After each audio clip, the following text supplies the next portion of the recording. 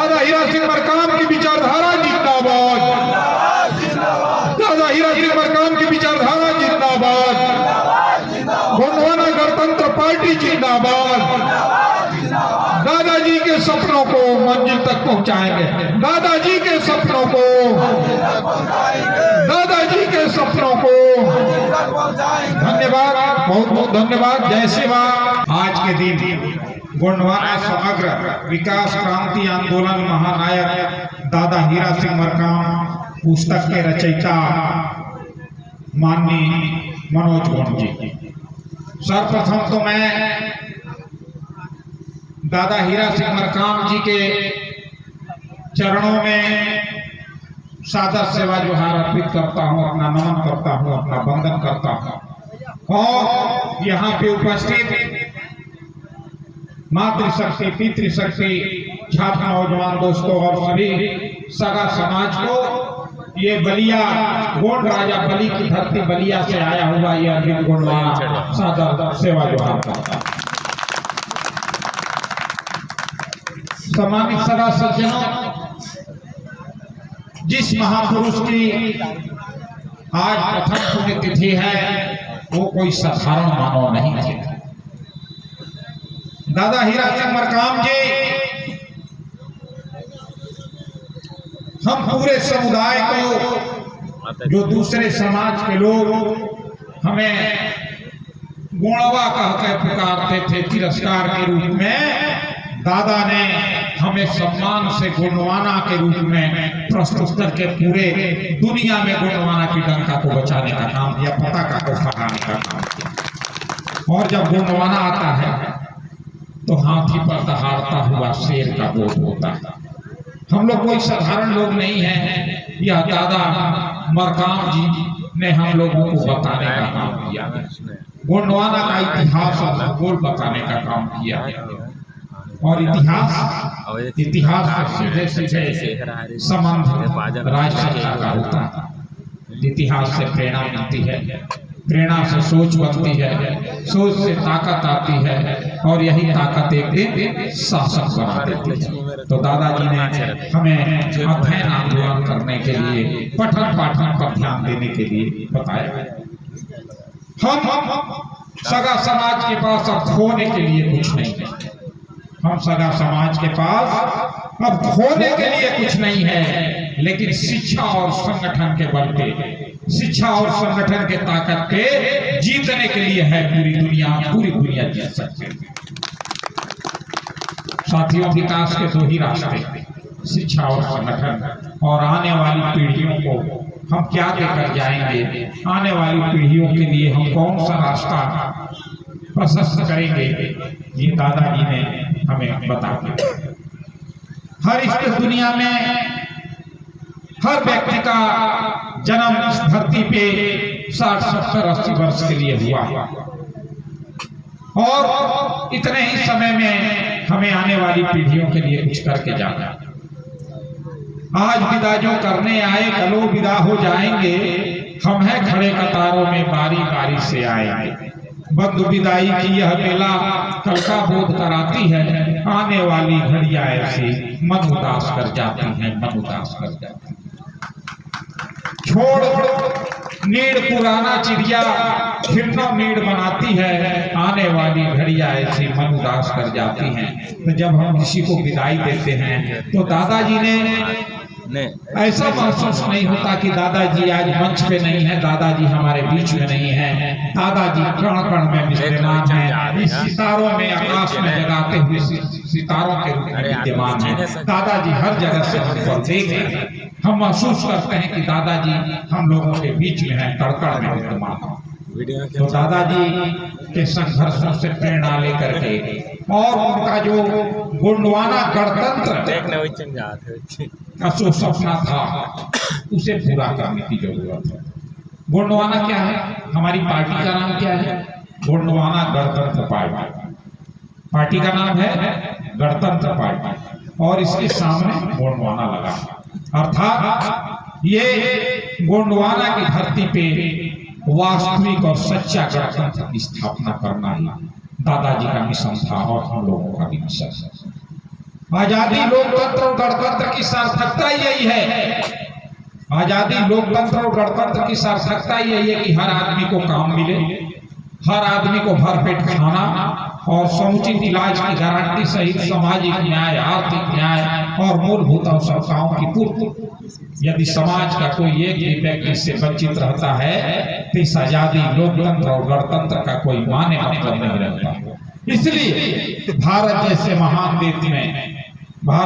महान देश में गणतंत्र की सर्वोच्च अवस्था आर्थिक न्याय और आर्थिक गणतंत्र की स्थापना होनी चाहिए। भारत के संविधान में भी आर्थिक सामाजिक न्याय की बात कही गई। देश को आजादी हुए इतने दिन हो गए, लेकिन आज तक भारत में भारतीय संविधान की प्रस्तावना तक लागू नहीं किया गया।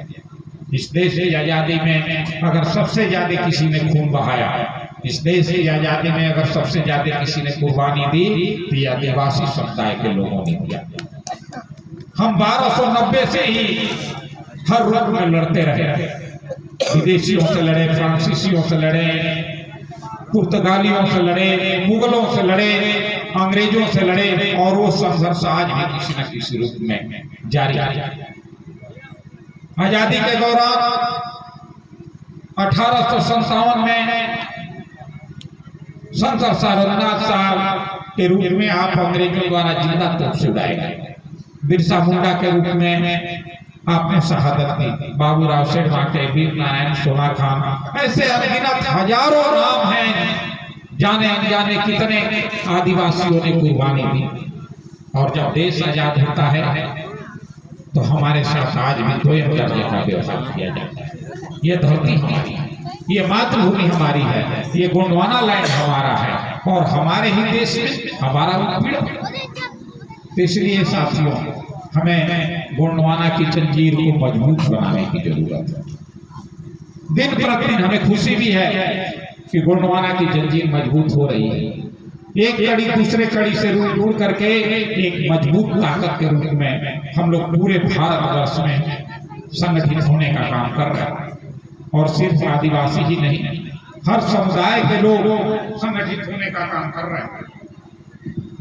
हर समुदाय के लोग आपके साथ चलने को तैयार है, क्योंकि आपके पास एक मिशन है, आपके पास एक विजन है, और वो क्या है? आर्थिक गणतंत्र का मिशन, समाजवादी आर्थिक गणतंत्र का मिशन, अर्थात देश की प्राकृतिक संपदा पर सबका सामूहिक अधिकार होना चाहिए, न कि मुट्ठी भर लोगों का कब्जा।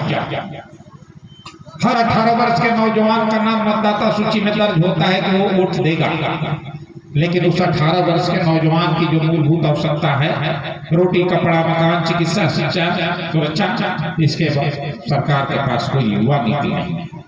देश की स्थिति इस समय तो यह हो गई है कि बढ़ती महंगाई से आम जनता त्रस्त, विधायक, सांसद, मंत्री, इनके ऊपर कोई फर्क नहीं पड़ता। हमारे वोट से एक बार जीत जाते हैं तो उच्च वेतन, भत्ता, आजीवन पेंशन पाने के अधिकारी हो जाते हैं, लेकिन हम वोट देने वाले लोग, हमारे लिए सरकार के पास कौन सी वाली थी? तो साथियों, हमें वास्तविक और सच्चा गणतंत्र लाना है। यही गोंडवाना गणतंत्र पार्टी का मिशन। हर साल 26 जनवरी को गणतंत्र दिवस मनाते हैं, लेकिन गणतंत्र का मतलब क्या होता है? यह गणतंत्र जनता द्वारा जनता का शासन, लेकिन हमें महसूस क्यों नहीं होता? हमारे खून पसीने की कमाई से, हमारे टैक्स के पैसे से ये चलने वाले तंत्र के लोग हमारा ही शोषण करते हैं। हर इंसान अपने आप को महसूस कर सके वो आजाद भारत का, गणतांत्रिक भारत का नागरिक है, उसे इसके लिए हमें काम करने की जरूरत है। हमारे देश में किसी चीज की कमी नहीं है, और न ही हमारा देश गरीब है।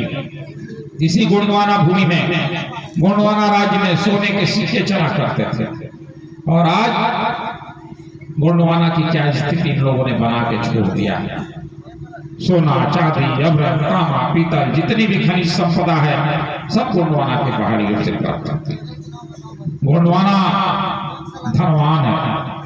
कभी कहा जाता था कि सोने की चिड़िया, तो महारानी दुर्गावती, राजा दलपत साहब, संग्राम सभा के जमाने में सोने के सिक्का चला करते थे। उस सिक्के का आज कितना कीमत है। और आज आप देख लीजिए, आज का शिक्षित वर्ग का नौजवान बीए, एमए, बड़ी बड़ी डिग्रियां लेकर के 2 वक्त की रोटी सहित मूलभूत आवश्यकताओं के लिए संघर्ष कर रहे हैं, सम्मानजनक जीवन जीने को तरस रहा है। और ये वर्तमान सरकार अच्छे दिन और हर वर्ष 2 करोड़ रोजगार देने के नाम पे अच्छे नारेबाजी के साथ सब सामने आई, और आने के बाद स्थिति क्या है? इसकी स्थिति यही है कि विकास देखना हो इनका विकास, तो सड़क पर जो गड्ढे बने हैं और उन गड्ढे में जो जल कुंड है उसमें इनका विकास दिखाई दे रहा है। कहीं विकास नहीं है, लूट का तंत्र चल रहा है, हर तरफ उत्पीड़न का खेल चल रहा है। इससे मुक्ति हम कैसे पा सकते हैं? इसके लिए हमें संगठित होना पड़ेगा। 100 से समस्या तो 100 से समाधान। सारी समस्याओं का समाधान संगठन में है, और हम संगठित होकर के अपनी समस्याओं का समाधान कर सकते हैं। 100 से सड़क तो 100 से सड़क और 100 से सरकार, और सारी समस्याओं का समाधान संगठन। इसलिए हमें एक मजबूत संगठित ताकत के रूप में, एक मजबूत पॉलिटिकल पावर के रूप में, एक मजबूत राजनीतिक ताकत के रूप में उभरने की जरूरत है। आज हम दादाजी की प्रथम पुण्यतिथि को मना रहे हैं। तो दादाजी ही नहीं, दादाजी से पहले भी बहुत से आदिवासी इस लड़ाई को लड़ते आ रहे हैं। चाहे आप बिरसा मुंडा को पढ़ लीजिए, सरकार रघुनाथ साहब, शोभना खां, महारानी दुर्गावती, सब लोगों ने इस लड़ाई को लड़ा है। दादाजी उस लड़ाई को मजबूत किए हैं, और हमें उस कारवां को ले जाना है, आगे बढ़ाना।